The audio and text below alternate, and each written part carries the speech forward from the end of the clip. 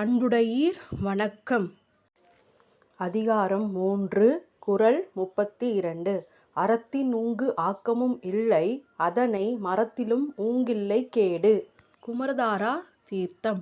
திருமலையில் எண்ணற்ற தீர்த்தங்கள் உள்ளன.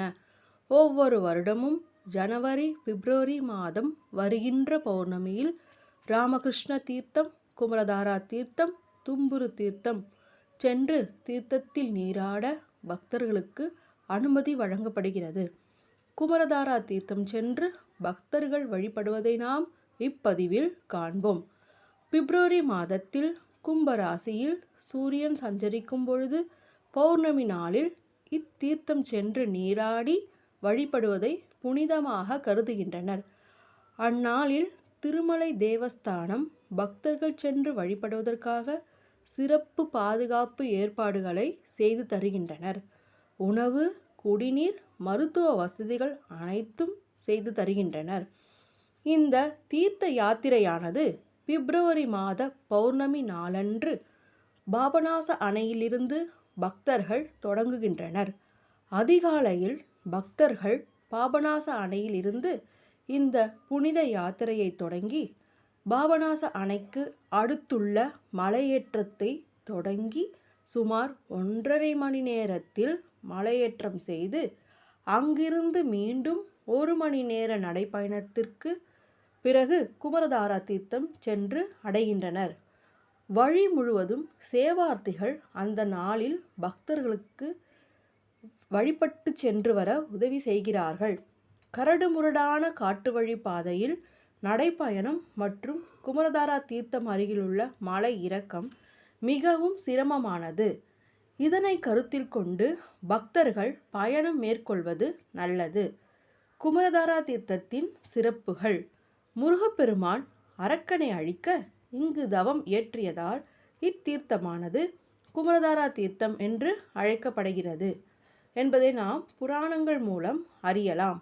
மேலும் மற்றொரு வரலாறு, பெருமாள் மீது பக்தி கொண்ட ஒருவர் காட்டுப்பகுதியில் வழி தெரியாமல் மாட்டிக்கொண்ட போது பெருமாள் அங்கு ஒரு சிறுவனாக எழுந்தருளி காட்டிலிருந்து வெளியேற வழியும் காண்பித்து அங்குள்ள தீர்த்தத்தில் நீராடி செல்லும்படி கூறினாராம். அதன்படி அப்பெரியவர் அத்தீர்த்தத்தில் நீராடி தனது முதுமை பருவம் நீங்கி 16 வயது இளைஞனாக மாறினார்.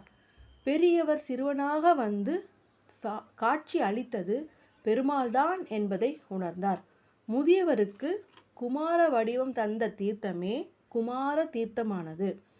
ஆர்த்த பிறவி துயர் கெட நாம் ஆர்த்தாடும் தீர்த்தன் நல்தில்லை சிற்றம்பலத்தே தீயாடும் கூத்தன் இவ்வாணும் குவளையமும் எல்லாமும் காத்தும் படைத்தும் கரைந்தும் விளையாடி வார்த்தையும் பேசி வளை சிலம்ப வார்கலைகள் ஆர்ப்ப அரவம் செய்ய அணிகுழல் மேல் வண்டாரப்ப பூத்தி கமழும் பொய்கை குடைந்துடையான் பொற்பாதம் ஏந்தி இருஞ்சுனை நீராடலோர் எம்பாவாய் என்று மாணிக்க வாசகர் திருவெம்பாவையில் மலர்ந்தருளியுள்ளார்.